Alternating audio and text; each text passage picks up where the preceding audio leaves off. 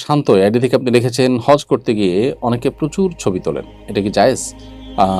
অনেক বেশি ছবি তোলা প্রদর্শন প্রিয়তা থেকে হয়ে থাকে, বিশেষ করে ছবি তুলে সোশ্যাল মিডিয়াতে দেওয়া, এটা প্রদর্শনের ইচ্ছা থেকে হয়ে থাকে, মানুষের কাছ থেকে বাহবা নেওয়ার মতো প্রবণতা থেকে হয়ে থাকে, যেটা আমাদের জন্য একেবারেই গর্হিত কাজ, যেটা থেকে আমাদের বিরত থাকা কর্তব্য। সো আমরা যথাসম্ভব এটা থেকে বিরত থাকার আপ্রাণ চেষ্টা করব। তবে কারণ নিজের কাছে নিজের স্মৃতি হিসাবে ধরে রাখার জন্য তিনি ছবি তুলেছেন, এটা অন্যকে দেখাবেন, প্রচার করবেন, সেরকম মানসিকতা নেই, জাস্ট নিজের কাছে স্মৃতি হিসাবে রাখতে তুলেছেন, সেটা অনেক ওলামাদের মতো জায়েজ, বিশেষ করে ফটোগ্রাফি ছবি যে সমস্ত ওলামা কেরাম জায়েজ বলেছেন তাদের মতে। তবে অন্যান্য ওলামা কেরাম এটি নিষেধ করেছেন, সব ধরনের ছবি উত্তোলন করাকেই হাদিসে যে ছবি অঙ্কন করা হারাম রয়েছে, সেটার আলোকে সব ধরনের ছবি উত্তোলন করাকে বা ছবি তোলাকে তারা নাজায়েজ বলেন। একান্ত প্রয়োজন বা একান্ত নিরুপায় হলে সেটা ভিন্ন কথা। এই জন্য সতর্কতামূলক পথ এবং উপায় হলো এ ধরনের ছবি উঠানো থেকে বিরত থাকা, বিশেষ করে হজ করতে গিয়ে।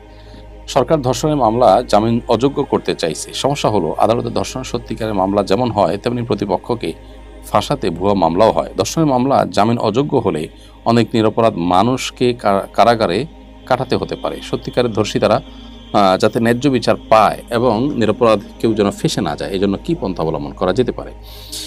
আমার মনে হয় যে এ ধরনের মামলাগুলোকে যেহেতু অস্ত্র হিসেবে ব্যবহার করা হয়, মানুষকে ফাঁসানোর জন্য দেওয়ার একটা প্রবণতা আমাদের দেশে আছে, এটা ওপেন সিক্রেট, আমরা সবাই জানি। বিধায় এখানে অভিযুক্ত ব্যক্তিকে যদি জামিন অযোগ্য মামলা আইন করে তাকে যদি সে মামলায় ফাঁসানোর পথ খোলা রাখা হয়, তাহলে সেক্ষেত্রে মানুষ নির্যাতিত হবে এবং এটা অস্ত্র হিসেবে ব্যবহার করা হবে। বিধায় অবশ্যই তথ্য প্রমাণের ভিত্তিতে যদি প্রমাণিত হয়ে যায় ধর্ষণ করা, তাহলে তার জন্য সর্বোচ্চ শাস্তি মৃত্যুদণ্ড রেখে আইন করা যেতে পারে এবং সেটার আইনের বাস্তবায়ন নিশ্চিত করার চেষ্টা আমাদেরকে অব্যাহত রাখতে হবে। তাহলে সেক্ষেত্রে এ ধরনের অপরাধের প্রবণতা কমে যাবে ইনশাআল্লাহ তাআলা। ওবায়দুল্লাহ বিন লিয়াকত, আপনার প্রশ্ন, আপনি লিখেছেন, বিয়ের অনুষ্ঠানে খেজুর ছেটানো কি সুন্নাত? বিয়ের অনুষ্ঠানে খেজুর ছেটানো সম্পর্কিত একটি হাদিস রয়েছে, সেই হাদিসের সনদ দুর্বল, যার কারণে এটিকে সুন্নাত বলা কঠিন, তবে জায়েজ।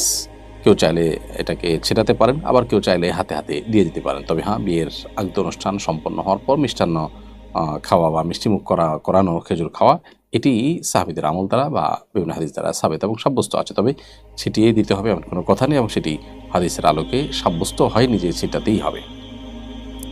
তবে আনন্দ বাড়াতে গিয়ে নিজের মধ্যে ছিটিয়াতে চাইলে সেটি জায়েজ আছে।